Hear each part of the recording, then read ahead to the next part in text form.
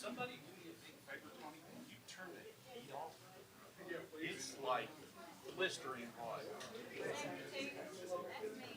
Come on, Dr. Peters. Yes, sir. Oh, well, okay. Come on, David. You're right. You're right there. We do. It's listed as a speak sheet, but we can use it for sign up. But we do use sign up. Where's our folks? No. There's no excuse today. Yeah, that's right. Gwen. Gwen was double booked. So she's not able to attend. Doug and pipes are hot. Thank you. Doug and Jessica, come on, Erica. Doug and Jessica are not able to attend because they are down at the Capitol for GMA instituted a meeting. We are streaming, so and the mics are hot. So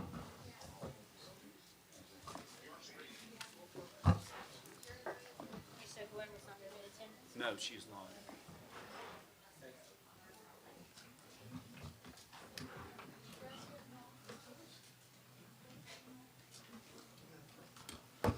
All right, good afternoon. I'm Steve Ledbetter. I'm the county manager for Spalding County. Commissioner Gwen Flowers Taylor is the chair of this off-airport stakeholders committee. Yeah, I think that's the full name. Say that fast 3 times, I dare you. And Ms. Gwen asked me if I would please chair the meeting today because she was double booked for another meeting, so she was unable to attend. Another meeting came up that had precedence over this one, and she's there for that meeting. Mayor Doug Holberg and City Manager Jessica O'Connor are at the Capitol this afternoon for the GMA Cities Summit, so they apologize that they were not able to attend. But we instructed that we were going to move forward with the meeting, and Ms. Flowers Taylor asked me if I would chair and walk through the agenda this afternoon. If you did not receive a copy of the agenda, there are some in the back of the room, and if there's not, there are some here on the table. If you would just raise your hand and let us know, we'll be more than happy to share that with you. This is the agenda. Yes, sir. That's the No, that's overlay the district. That's the overlay district. She's got this one.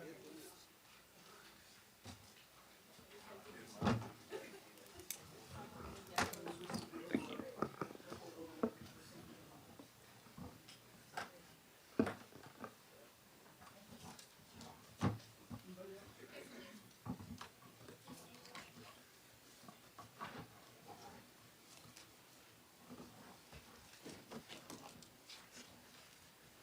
Thank you, Dr. Peters, for sending that agenda out through the audience. I've got the airport overlay. Oh, and for taking that out.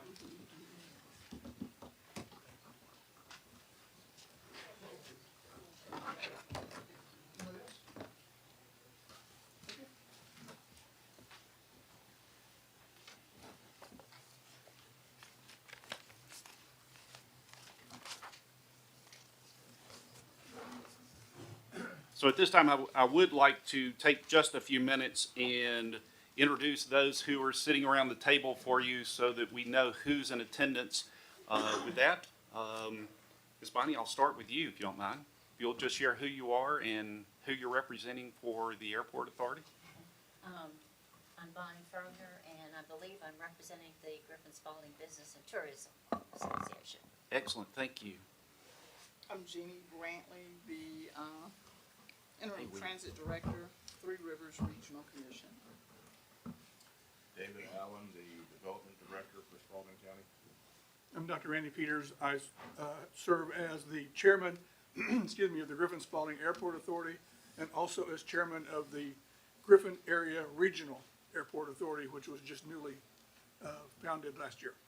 Thank you.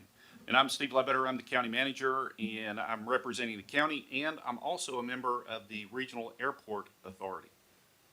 Good afternoon, I'm Erica Dye, the Deputy County Manager for Spalding County, and I'm here representing the county. And I'm William Wilson, currently chair of the Wellstar Spalding board. Excellent, thank you. So I wanted to go over just for a second and share with you what the purpose of this, this committee is. This is the committee that will serve in the role of understanding how our community is thinking about the development in and around, not in, around the new airport that will be located on the east side of our community. We have about 23 members who are a part of this board. We have just reformed it. The Board of Commissioners designated Ms. Gwen Flowers Taylor as the chair for the committee for this year. And members are coming to the table to put their thoughts and ideas on the table for how this new property around the airport should look with respect to our future land use map. This is important for us as a county because we are within 18 months of reestablishing what our future land use map for our comprehensive plan will look as we move forward. And just a second, as we continue the introductions, I would like for Dr. Peters to share with us an update for what's going on with the new airport and what the next steps are for the airport, the Regional Airport Authority are, along with what you see as timing for the new airport. So, Dr. Peters? Okay, thank you. In the last couple of years, the funding stream for the new airport has become much clearer than it had been before. The state government allocated in the legislature last year $47.5 million for construction of the new airport. Prior to that, the FAA had agreed to fund $10 million a year for 4 years, so a total of $40 million. And our engineering consultant and I, 2 years ago, went to the nation's capital, and Representative Ferguson agreed to put another $8.5 million in the transportation bill expressly for the new airport. There are some things that you can do with federal money, some things that you can do with state money, but you can't commingle. And for example, the state government is giving us money for the airport. We have to buy property. We can't use that money to buy property because the state won't own the property when we're done. The airport authority will own it. So we can't use state money to buy property. We have to use federal money to do that. So there's lots of complex factors there. But we recently completed and I should back up 1 second. The city, the county, and the airport authority are all three co-sponsors of the airport, both the existing airport and the new one. So there's actually three entities that make decisions based on what has to happen. And those three entities recently signed a contract with GDOT for $6 million, and that will is already going towards things like moving the power lines that are presently would be obstructing, there's a high pressure gas line that has to be moved, so it will pay for that. Some of the things like survey, schematic design, environmental hazard abatement, and those kind of things. So we've probably allocated of that $6 million in the last 3 months. We've probably allocated about $1.5 million of that. The reason for the regional authority, and I'll end with this. We have an airport in Griffin, 6 Alpha 2. The current designated airport is over by the Kiwanis. Everybody knows where our current airport is, and that is owned and managed by the Griffin Spalding Airport Authority. But in order to get the funding from the state, the entire state general aviation budget was $99 million, and we got 47.5 of that. And the state government felt that it was inappropriate to give one county about half of the entire year's allocation. So they asked us to create a regional airport authority that includes Spalding and Griffin, as the current airport authority does, but also includes Butts, Lamar, Pike, and Upson. Monroe. I'm sorry, yeah, Monroe. And so we have representatives from each of those counties on the regional authority. As we go into what's happening here today, The kind of the turquoise outline on the map there represents the footprint of the new airport. It'll be about 553 total acres. The FAA governs absolutely inside that blue line. Everything that we can do, cannot do, or want to do, we have to get permission from the FAA to do that. We do that through Georgia Department of Transportation.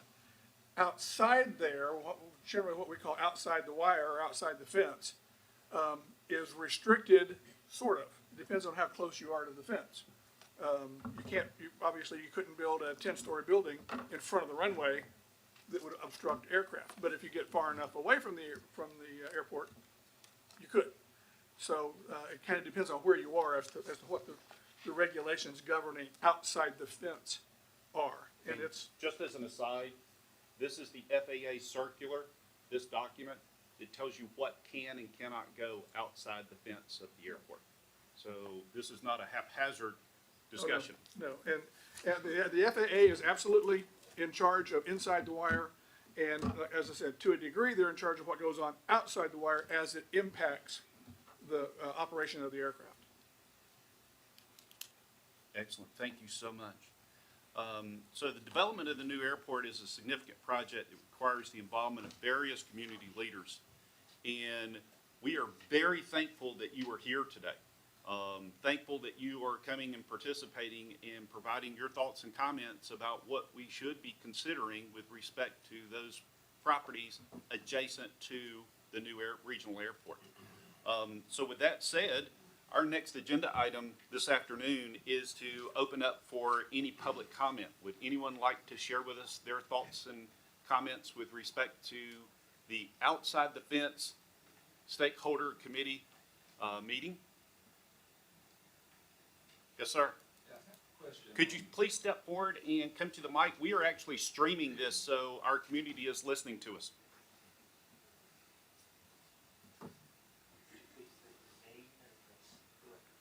My name is Jim Richardson, 130 Oxford Road, and my question has to do with the rewriting of Sapelo. I'd heard at one time it was going to be dead-ended into a cul-de-sac, and I see here that it's showing it's being rerouted over to Oxford Road. That's actually a county decision. The impact on Sapelo Road down towards the lower end, I think of the southeast end of that runway, the road cannot go across that area there. But then the county has to decide whether it's more advantageous to cul-de-sac it or to reroute it. And I don't know that decision has been addressed at this time. It has not been addressed as of today, as we are years away from being completed with the new airport. I would entertain your thoughts and ideas for whether or not it should be cul-de-saced or rerouted. Well, my personal opinion would probably have it as a cul-de-sac. All right, thank you very much. Thank you. Thank you. All right. Would you, please, if you would state your name and address for the record, please? Hi, I'm Shannon McHenry. Address is 154 Musgrove Road. I'm actually at the southern end tip of the turquoise line on Musgrove, directly across the street. So my question is this. I know the class of aircraft that you guys are going to be landing. I know prevailing winds, you're primarily going to be taking off in this direction. Northwest. So having said that, as the jets are sitting at my end of the runway and they're throttling up, making sure that they have engine, everything's running well, that loud, is my house going to be habitable? And also on landing, I know I asked you this before, and it depends, but if you're anywhere from 3 to, say, 500 feet above a house with a Learjet, is that habitable? Or is that something that I need to know is not habitable? Dr. Peters, maybe you could address the noise abatement Yeah, issues. the FAA requires aircraft operating over residential property like what we're talking about to have noise abatement procedures in place. The catch-22 is their abatement procedures may or may not suit what you want to be, and there is a procedure, once they're doing that. I don't know that there is a procedure at the prior to the construction of the airport, but once the airport is built, there is a complaint procedure that could modify a lot of things depending on when and where and all of that. One of the things that we do think is that, by and large, the community in general, without specifically addressing where you are, is probably the jet aircraft are gonna make less noise than what we have now. Just generally because they're not there as long as the prop aircraft are. Remains to be seen. But there is a complaint procedure if there is too much noise. Okay, and just one other question. I was reading in the documents that are online, it's basically something similar to what's here, but it was talking about 10-passenger class. Are you guys gonna be flying 10 passenger class? There will aircraft be now? no scheduled aircraft, no passenger scheduled operations at this airport. When we talk about the size of aircraft, that's generally what we're talking about. Business aircraft. There will be no Delta or ASA or any of those, United. No, there will be nobody like that. There may be some private entrepreneurs like Badget or NetJet or some of those folks who may want to operate, but no scheduled passenger service. And I don't think anything larger than a regular, what we would think of as a business jet will be coming in and out of here. Okay, so that business jet though, if we had to say the biggest of the biggest on business jets would be a 10-passenger Lear or business jet? I don't know about that. Okay. There's much more than the size of the airport that governs that, including the strength of the pavement and lots of things like that that govern that. Okay. I think our objective aircraft that we're planning for is a Citation II jet, which is about an 8-10 passenger business jet. All right, do you guys know of anywhere that I can go online or find who I can talk to about finding out what those noise levels would be at certain altitudes? Is there anywhere I can go to find that out? I would actually encourage you to take a look at this The advisory circular. circular, and I'll give you the number of it when we get finished. Okay. Because it does provide some technical data inside of it. All right, And this is the document that we're using for this discussion. Yeah. okay. Last question, guys. I don't know how much involved you guys have been on, how many airports you've been involved with. But if you were to say that our property on Musgrove Road is inside of that blue line, that's causing height restrictions, I get that. I guess my question is this. I know there's a very high probability it's gonna go commercial, right? As a resident there, and you're trying to decide what to do with your home, any idea on how quickly that may go commercial? I have no idea about that. That's really, Up in the it air? depends. Yep, it really is. I can tell you that I've heard within the last few months that there was one developer that was looking to develop a 150-acre tract for commercial, but they've not made application. So, Any could idea they? what location Yes. that was? I don't have that. Yeah, okay. All right, that's all I have. Thank you. Thank you very much. Anyone else? Yes, ma'am?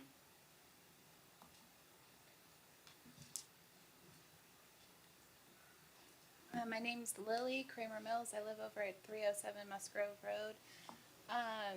I was curious about that rerouting of Sapelo because my property is touching what could be a potential road. And the old plans show that it was planned to happen, and then it got changed into a cul-de-sac plan, and now it's a I don't know plan. And when would we find out? Because that changes the whole feel of our property. I mean, currently we have a farm. It's under conservation, our farm. It's going through all of our woods at that point. There's no more privacy than left. I mean, you can look off of that road into our whole property. And I'm personally really upset about that. Our family is, because we purchased that home for the sake of privacy. And my husband is a veteran, and that was really important for his mental health to have this privacy. And so I'm wondering about that, and it will also change how our animals are as well, because now you have increased cars, trucks, whatever is coming through there, and I don't know what type of traffic is going to start coming through as well on all those roads with the airport and whatever. Well, everyone gets more stressed out all of a sudden when more traffic is increased. So what is that going to look like? What is my, So your recommendation is to cul-de-sac that road?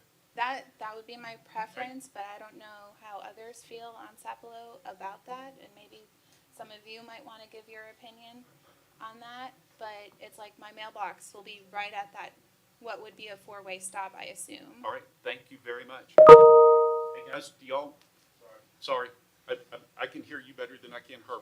Please forgive me. Sorry. All right, so that is something that the Board of Commissioners will definitely consider as we move the project forward, because that portion of the roadway is under their jurisdiction for decision.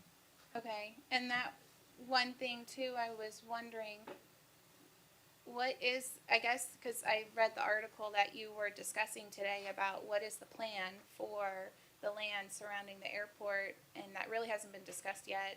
So I don't know what questions to ask in regards to that, but I am very curious, what is the plan? And what is your plan for those of us who now will have to live with an airport in their backyards? Because that's not something we voted on, and now we are going to have to deal with the noise issues, with what if an airplane doesn't take off correctly and does land in your backyard? What happens with us? How are we covered in that? Does our home insurance cover airplanes falling into a home? You know, those are a lot of questions on what's our safety, what's our health benefits, because there are health risks that do go up when you are living next to an airport. How many airplanes are flying out of this airport? I mean, do we know what that number looks like? If we have 124 hangars, that comes to 5 airplanes within an hour. That's a lot of airplanes flying out. Like, if I'm saying at worst, you know. So what does that look like for us living over there? And Those are great questions, and that's some of the things that we're going to be discussing over the course of this year as we prepare for what that area should look like. my other question too is, I wasn't notified of this meeting happening until I saw the news report from Griffin Daily News. How can us homeowners get more information on when these meetings are happening so that we can? I'm actually glad that Griffin Daily News actually provided that for us, because that is one of the avenues that we use for notification of this meeting. Okay, so, because I'm not a subscriber to their thing, but I just subscribe to their newsletter. But is there a way that maybe you can, I don't know, notify homeowners? Our website, social media, those are things that we definitely want to make sure that our community is paying attention to for notification of all of our meetings. Like this evening, we've got a BOC meeting, so Yeah. I would hope that you'd be there as well.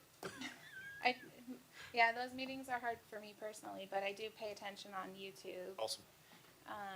Okay, thank you. Thank you very, very much. Anyone else? Yes, sir?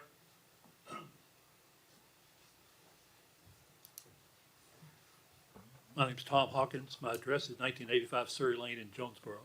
My wife Carol and my sister-in-law are co-owners of 100 acres, which include the southeast end of the runway, 50 acres of which the airport will apparently purchase, and another 50 north of that, which would include the rerouting of Sapelo Road, if in fact it were rerouted. So our concern, I think, is perhaps just the opposite of the lady who just spoke, because if Sapelo is dead-ended cul-de-sac, that basically isolates 50 acres that are left after the airport takes the southern 50 and limits access to that property. So your recommendation is to reroute the road, not cul-de-sac? I think for our property, it would be better to reroute in the future use. Thank you very much. All right, thank you for the public comment. Dr. Hopkins? Tommy Hopkins, 1485 Jackson Road. Is there any plans to have an access off of Jackson Road into the airport? And that's a great question. I've not seen anything from Jackson Road coming in to the access point. So great question. We'll continue to research that for you and let you know. All right. Thank you all for the public comments. We're going to continue with our discussion this afternoon. Next on the agenda is to discuss and develop a strategic plan for land use around the Griffin-Spalding County Regional Airport. The importance of ensuring land use compatibility, as we described earlier, is for us to feed that information back into our comprehensive plan, which we will start back up in about 18 months. But to get in front of that discussion, we really need to be thinking about what this part of our community should look like. The consideration of current zoning regulations affecting the airport, specifically review of Article 22A, A-O, Griffin-Spalding County Airport Overlay District. I believe the members of the committee got a copy of that late last week, so please forgive us for the tardiness on that because of, I don't know, some little weather event that happened. I'm not quite sure, but that sort of impacted a lot of our operations around here. Any thoughts or comments? I have a few, but I'd like to reserve those until I hear from you.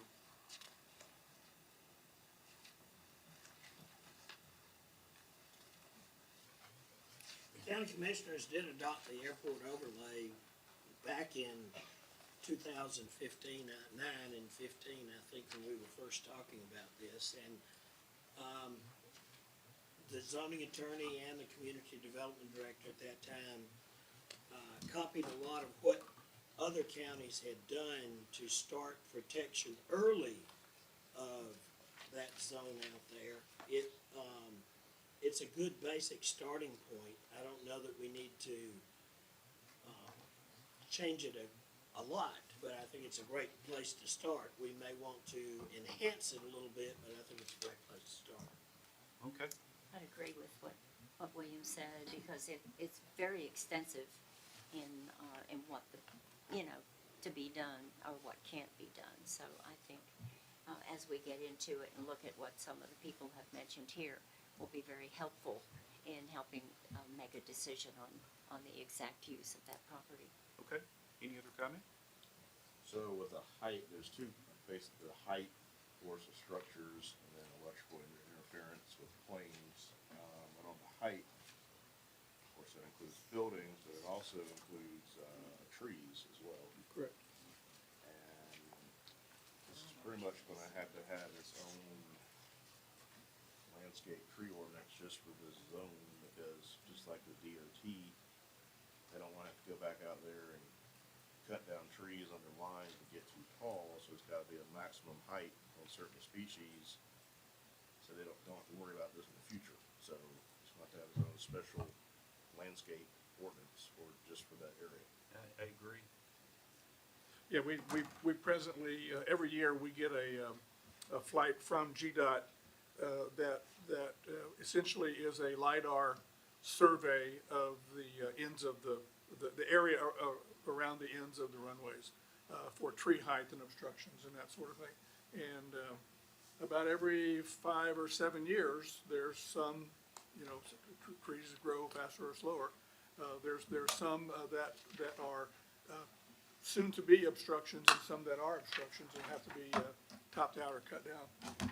And when we do that now with our 6 Alpha 2 airport. Minimize that with certain species selection. Absolutely. Of course, not gonna totally prevent it, Yeah. but definitely minimize it. Okay. Any other comment? William, I agree with you. I think there's an opportunity for us to maybe go through and do some tweaks to the good work that was done previously, to bring it into more of a compliant thought process of the 2022 advisory circular that we've been working through from FAA. They made some of the changes that we've discussed with respect to the landscaping ordinance and some of the other things, and I think that's going to be very important for us. But it also highlights some of the opportunities that we talked about with the input from our citizens and our neighbors with respect to commercial properties in that area. And one of the things that Commissioner Flowers-Taylor and I discussed over the weekend as we were preparing for this discussion was putting together a subcommittee that would take on the responsibility of supporting and helping this not a rewrite, but a tweak of the overlay district. Is there anyone that would like to take on as a chair for that subcommittee to support? Or maybe voluntold someone that's not here? I'm just, just a question. Call the roll of who's not here. I'll take it. All right. Thank you, David. So for everyone's knowledge, the individual that just came in and sat down with us, David, do you mind sharing with our community who you are and what you do for our community? Yeah, I'm David Lucky with the Griffin Spalding Development. So David has done a fabulous job for us over many, many years with the county. I think the last opportunity that we've seen out on Highway 16 was EcoPole. It's completed and up and running, so a great venue to our industrial park. And I would dare venture that that international company would be one of many that is supported by our community that may have a jet that would fly in and out of this new regional airport at some point, which would bring money into our community. So thank you, David, for what you do. All right, so thank you, David, for taking on the role of David Allen for taking on the role of chairing that subcommittee. The next thing on our agenda this afternoon is the discussion on potential risk associated with incompatible land use such as noise pollution. Back to my neighbor's conversation, noise pollution, safety hazards, and environmental impacts. One of the things that I noted of interest for me in this advisory circular was the amount of information that was listed specifically for those three components: the noise, the safety, and the environmental impacts. I think that there's going to be a need for us to highlight some of the areas with Dr. Peters and the Regional Airport Authority's support help, those areas that are 15 degrees off center line of the runway, both northwest and southeast side, so that we can make sure that we are paying attention to those properties that are adjacent to the fence, 1 mile, 3 miles downrange. Would you be on the committee, maybe not chair, but would you be on that committee? Is there anyone that would like to take on the role of serving on that committee or chairing that committee to support our community? All right. Any voluntold that you would think would be beneficial? I would dare venture that the city manager, Jessica O'Connor, would be a good person for that role, because a portion of this regional airport is going to be associated with the city. I don't want you overcommitted for this, so maybe Erica, you and I could tag on the county side for that piece. All right. Is there anybody else that you would think that would be of benefit?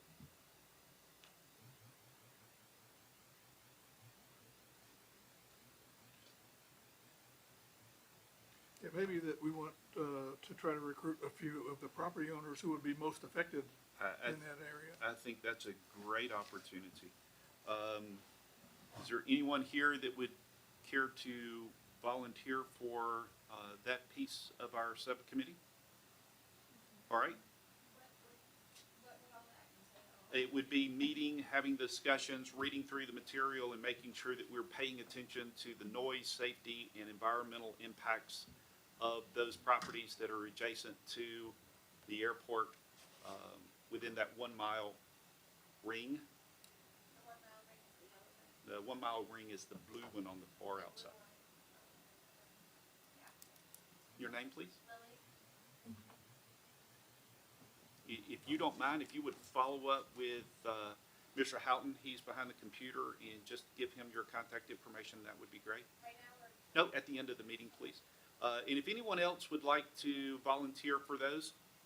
Do I have to be in the ring or right against it? Nope. Perfect, thank you.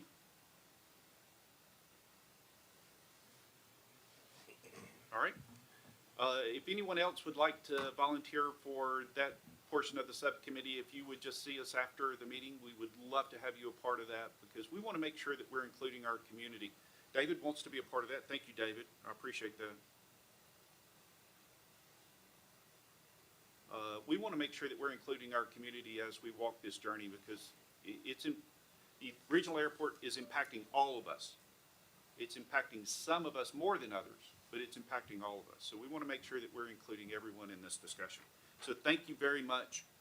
All right, next on our agenda is consideration of current zoning regulations and potential required updates. David, I think that sort of goes hand in hand with the overlay district. If you don't mind, if you will just incorporate that into the overlay as a part of that discussion, that would be, I think, very beneficial. Does anybody see that differently? All right, thank you.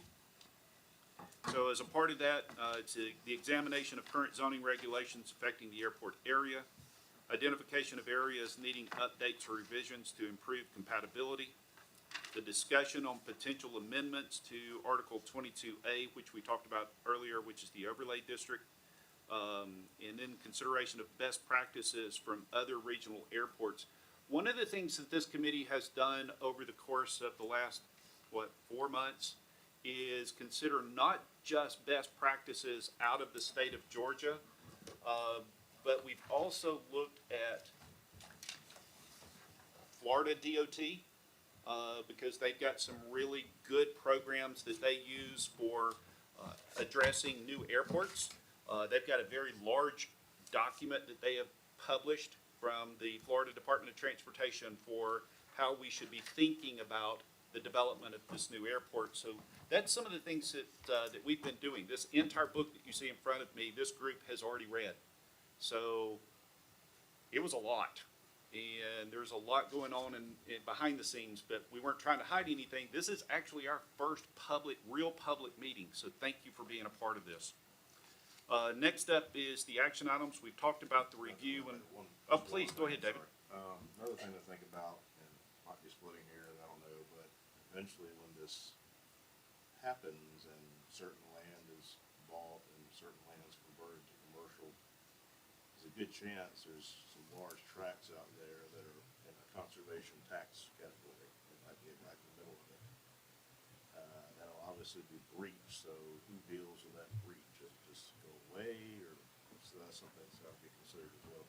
I think that's a great conversation that we should have, not only at this discussion for us, but also as a recommendation to the Board of Commissioners for whether or not we suspend those breaches as it relates to the adjoining properties. But I'd welcome input from our attorney. The Board of Commissioners would not have any say-so regarding Board of conservation. It would be the Board of Assessors. But any breaches that were for property that's purchased would be taken care of at closing. So all of that would, and if anyone loses the amount of acreage that allows them to be in a conservation covenant, there wouldn't be anything that we could do about that other than it would be part of the determination of the fair market value of their property. Thank you. All right, great question. All right, let's see, review and assign tasks based on what we've discussed so far. Thoughts on how we move forward? We've talked about the overlay district and putting together the subcommittee. We've talked about the subcommittee for the noise pollution, safety hazards, and environmental impacts. What else do we need to do in the short term?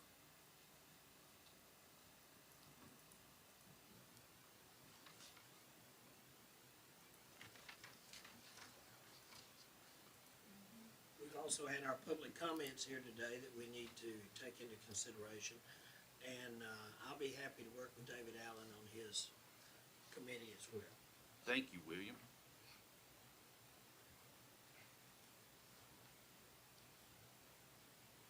All right.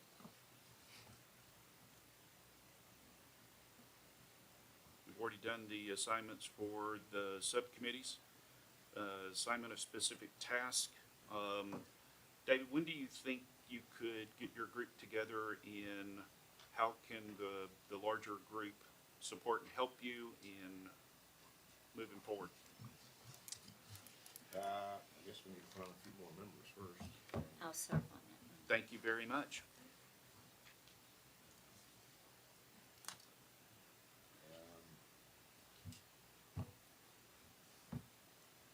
Maybe we could open that one up as well. Is there anyone in the neighborhoods around the airport that would like to participate in the discussion and in consideration of the overlay district? See, that's what you get for coming to a meeting. You get invited to support and help. Get volunteers. I mean, would a subcommittee necessarily need a quorum and all that like other ones, or does it be like 3 or 4 people? Yes. Could you explain more what you mean by overlay district? All right, so an overlay district, it's a building layer. So there is just the standard zoning ordinances that apply to everything in the community. The overlay is specific for the area that is under consideration. So I'll give you an example. So the Arthur K. Bolton overlay district is just for that corridor, just for that employment corridor. It tells, it's got 51 different criteria that tells the developer, here are the things in addition to just the minimum standards of zoning that you have to do in order to develop the properties that are adjacent to AKB. That's the same thing that it would be for this new airport.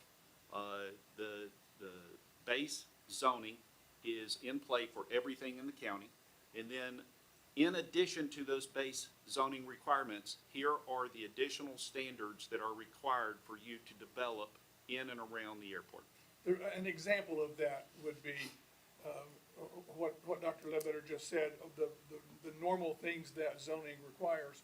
But as it applies specifically to the airport, there has to be rules about reflectors, reflectance, and lights at night, because we don't want blind pilots coming in who have to land at night. So that's an additional rule for this area, and that's what the overlay district is designed to do. So that you don't wind up doing things within the zone that would be detrimental. Technically, it would be 3 miles, 1 mile, and then half a mile. So everybody has different overlay requirements. For the overlay specific for the airport, it is just within the blue area that you just discussed, because I think that's where it was designed, wasn't it, William? From Sapelo all the way over to the city limits and 1 mile away. So does that mean that there's a whole, like, there's extra permitting process that needs to happen for certain things?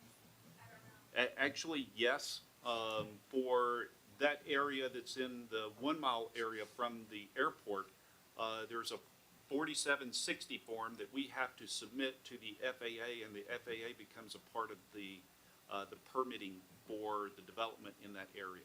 They can say yes or no to development that's going on inside that area. That's a smaller circle. Well, the smaller circle is a half mile.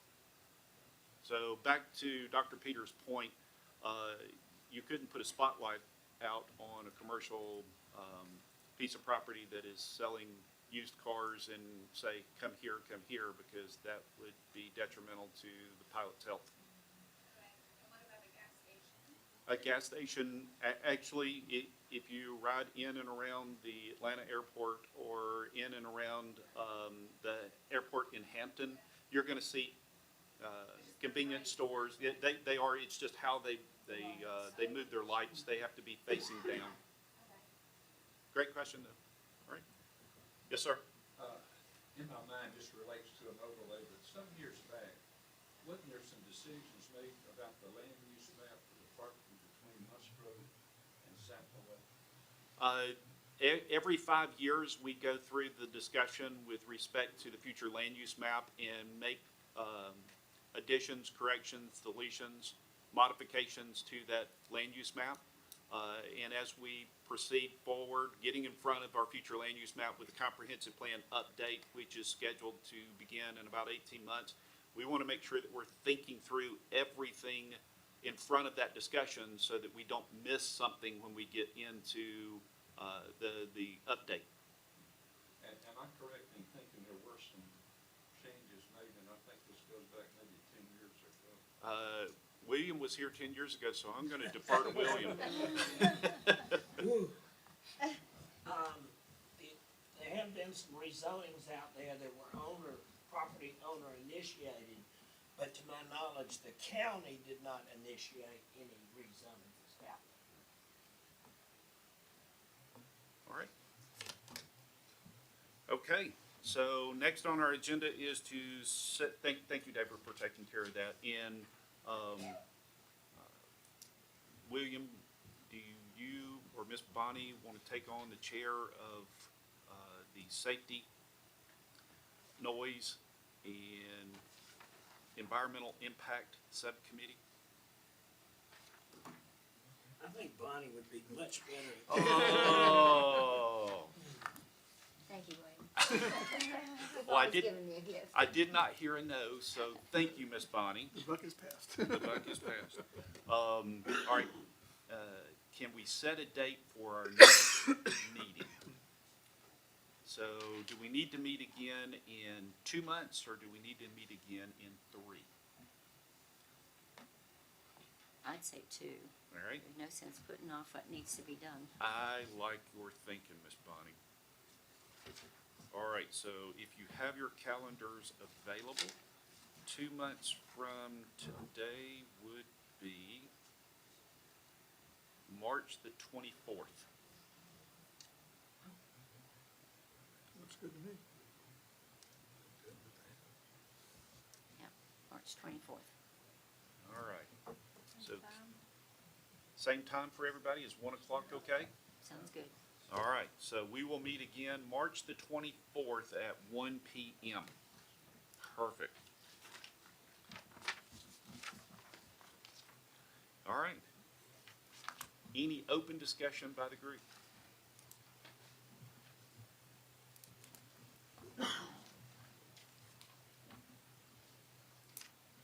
Hearing none, I will entertain a motion for adjournment. So moved. Second. Any adverse thoughts about adjournment?